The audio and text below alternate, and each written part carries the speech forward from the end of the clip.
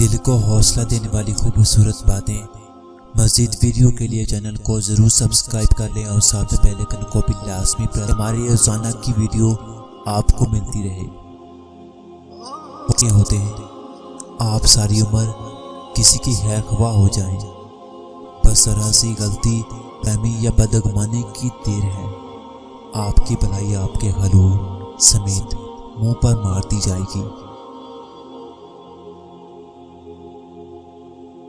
ताल्लुकात को निभाने के लिए उलझनों में खामोशी अख्तियार कर लेना दरअसल दिलों की जीत होती है।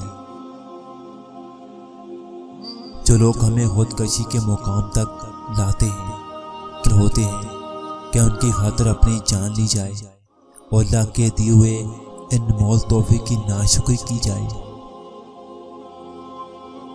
वो करो जो सही है, ना कि वो जो आसान है। कदर तो वो होती है जो किसी की मौजूदगी में हो, जो कदर किसी के जाने के बाद हो उसे पछतावा कहते हैं। जिस औरत के मर्दों से अपने हुस्न की तारीफ सुनने का चस्का पड़ जाए तो वो किसी एक मर्द की होकर नहीं रह सकती। हर चीज को जिद्द से हासिल करने वाले जब हर चीज पर सब्र कर ले तो इससे बड़ी कोई हैसियत नहीं। किसी की बदतमीजी से मत घबराएं, वो बस अपना तारुफ करवाते हैं। समझदारी इसी में है कि आप उन्हें पहचान कर आगे चलते हैं।